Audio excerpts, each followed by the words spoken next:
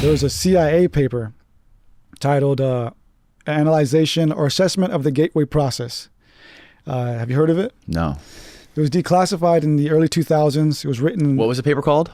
The Assessment of the Gateway Process. Assessment of the Gateway Process. Okay. Yeah, it's fascinating stuff. So it was written in the 80s. Analysis and assessment. Oh, look. CIA.gov, baby. Yeah. So I recommend everybody... Can you zoom into the top of it? ...to read this. I think everybody should read this. It's only 30-something pages, 30 pages or so.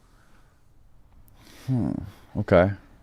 I did a documentary on this too on my channel, and basically what this paper was written as an assessment of the work of Dr. Robert Monroe. Dr. Robert Monroe used to be a radio broadcaster who realized something significant about our brain. What is this? Oh yeah.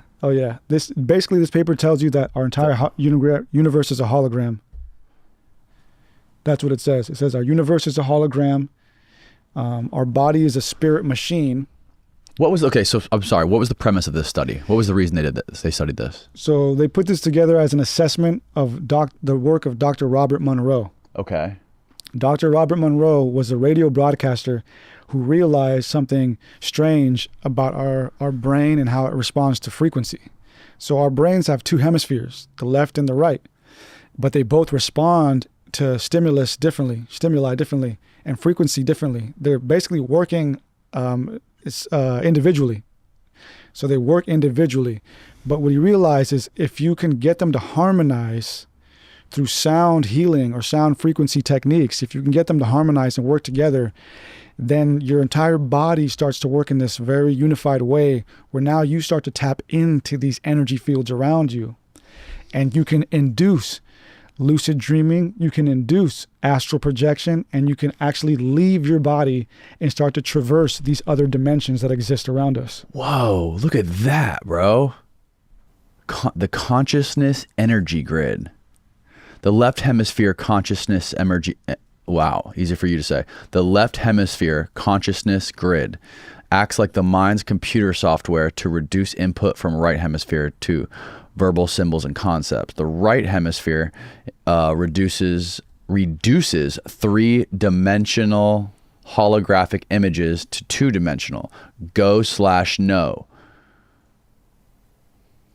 Now pause here for a second. Let me explain this because so this is about infinity here.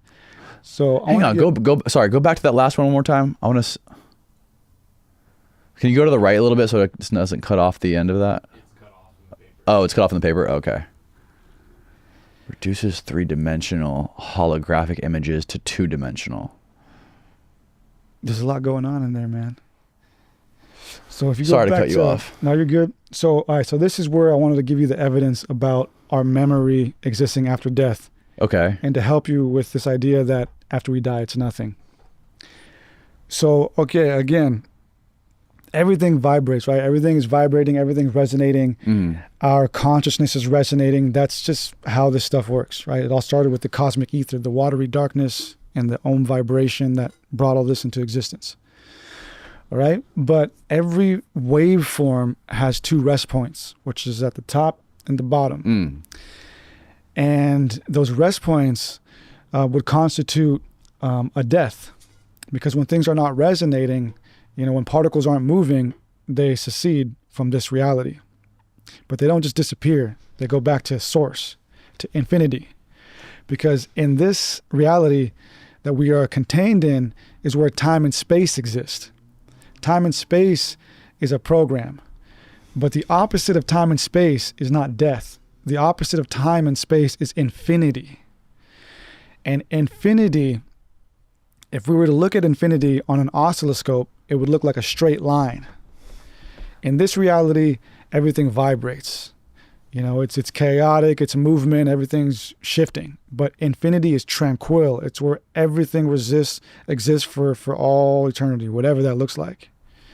So what Robert Monroe realized was that if you can get your brain waves, which do exist, to vibrate at such a high level that the rest points at the top converge to the point where if we were to look at it on an oscilloscope, it would just completely dissipate into a straight line because of how fast it's resonating.